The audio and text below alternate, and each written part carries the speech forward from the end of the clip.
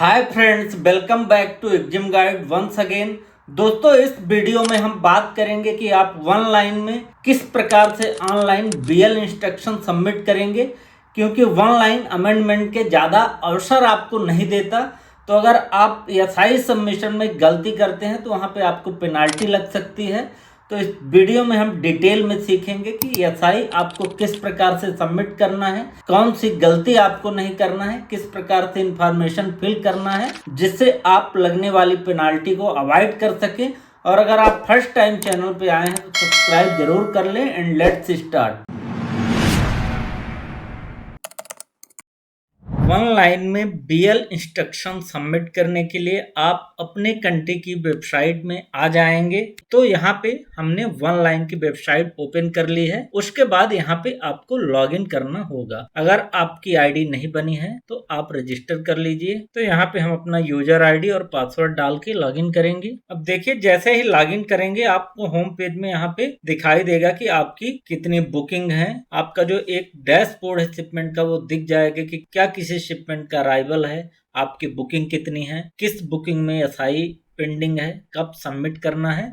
ये सारी डिटेल आपको यहाँ पे मिल जाती है। तो एसआई सबमिट के लिए आप अपने बुक्ड वाले ऑप्शन पे क्लिक कर देंगे। अब जैसे ही आप नीचे आएंगे तो इधर आपको आपकी बुकिंग दिखाई देगी और यहाँ पे सबमिट एसआई का ऑप्शन आपको दिखाई देगा। यहाँ पे एक्शन में जाएंगे तो यहाँ भी आपको ये ऑप्शन मिल जाता है बीजीएम सबमिट करने का, एसआई सबमिट करने का। तो यहाँ पे आपको सबमिट एसआई में क्लिक कर देना है।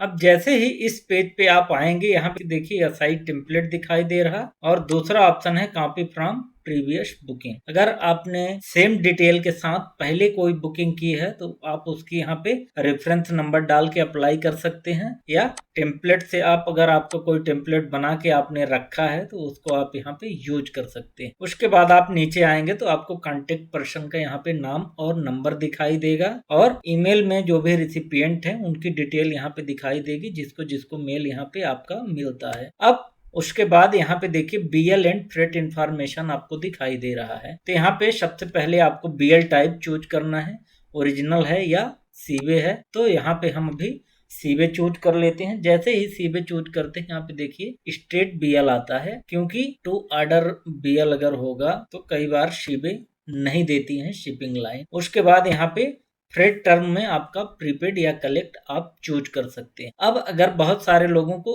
एसआई स्प्लिट करनी है तो इस ऑप्शन पे आप क्लिक कर देंगे, अदरवाइज आप इसको छोड़ देंगे अगर आपको एक उस बुकिंग की एसआई को स्प्लिट नहीं करना है। अब सबसे इंपॉर्टेंट आता है शिपर। तो यहाँ पे देखिए पार्टी डिटेल के अंदर सबसे पहले आप यहाँ पे शिपर चूज कर लेंगे। तो हमारे केस में हमने बुकिंग के टाइम पे शिपर डाल रखा है, तो यहाँ पे आपको शिपर दिखाई दे रहा है। आपके केस में जो भी शिपर होगा इंस्ट्रक्शन के हिसाब से आपको यहाँ पे फिल कर देना है। तो इस प्रकार से शिपर आ जाएगा। अब जिसमें भी स्टार लगा है वो आपकी मैंडेटरी है, तो वो आप वहां से डाल दीजिए। अभी हम कंट्री यहाँ पे फिल कर देते हैं, बाकी ऑप्शनल है, इसको हम छोड़ देंगे। उसके बाद यहाँ पे देखिए कंपनी डिटेल कंसाइनी का है, तो कंसाइनी आपको यहाँ पे फिल करना है। तो इस प्रकार से आप अपने एड्रेस बुक या शिपिंग लाइन के एड्रेस बुक से सर्च कर लेंगे कौन कंसाइनी होने वाला है और उसको इस प्रकार से आप सेलेक्ट कर देंगे। अब यहाँ पे जितना आपको नाम बीएल में दिखाना है उतना यहाँ पे चूज कर सकते हैं, उसी प्रकार से आपका एड्रेस हो जाएगा।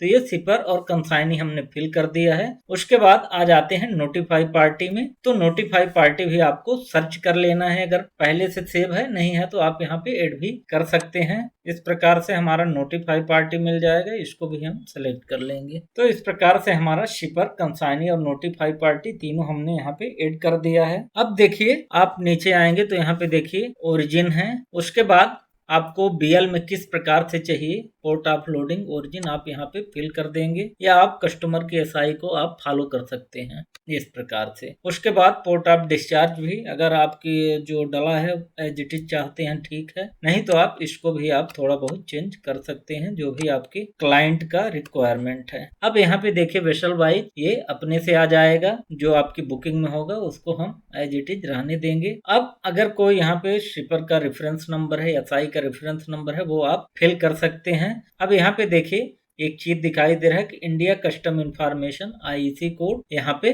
मैंडेटरी है, किसका, कंसाइनी का, तो वो आप यहाँ पे डाल देंगे आईसी कोड। दोस्तों आईसी कोड इंडिया में एक्सपोर्टर इंपोर्टर कोड होता है। अगर आप एक्सपोर्ट इंपोर्ट का बिजनेस करना चाहते हैं तो बिना उसके आप नहीं कर सकते हैं। तो जो भी एक्सपोर्टर है या इंपोर्टर है उसके पास आईसी जरूर होता है, तभी वो एक्सपोर्ट का बिजनेस करते हैं।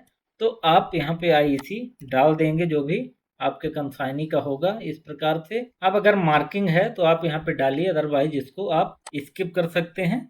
उसके बाद यहाँ पे डिस्क्रिप्शन ऑफ गुड, आपके कस्टमर को जैसा भी डिस्क्रिप्शन चाहिए आप यहाँ से उसको कॉपी कर लीजिए इस प्रकार से, और डिस्क्रिप्शन में आप इसको पेस्ट कर सकते हैं। इस प्रकार से हम डाल दिए, तो जो भी डिस्क्रिप्शन ऑफ गुड्स है वो आप इस प्रकार से फिल कर देंगे। उसके बाद देखिए आते हैं तो यहाँ पे आपको कंटेनर की डिटेल यहाँ पे इस प्रकार से दिखाई देगी। इसको आप इनपुट कमोडिटी वाले एक्शन में क्लिक कर देंगे इस प्रकार से, और अगर एसओसी है तो इसको चूज करना है, अदरवाइज नहीं करना है। तो ये कंटेनर नंबर और सील नंबर यहाँ पे आपको मिल गया। ये आपको शिपर की या साई से एक बार वेरीफाई कर लेना है। अब यहाँ पे आपको इनपुट कमोडिटी में क्लिक करना है। हम न्यू कमोडिटी में चले जाएंगे। यहाँ पे आप पैकेज टाइप डाल देंगे। इसके बाद जो भी आपका पैकेज है, यहाँ पे हमारे केस में ड्रम है, कार्गो का वेट, और इसको शेप कर देंगे इस प्रकार से। इस प्रकार से आप रिमार्क डाल देंगे। अगर आपको कुछ भी डालना है, चाहे आप पेमेंट के बारे में और डिटेल देना चाहते हैं, कंसाइनी के बारे में, पीओडी चार्जेज के बारे में, फ्री टाइम के बारे में, जो भी आप डिटेल देना चाहते हैं आप क्लियर आपको स्पेशल रिमार्क में डाल देना है। उसके बाद शो या साई प्रीव्यू में आप क्लिक करेंगे। इस प्रकार से आपका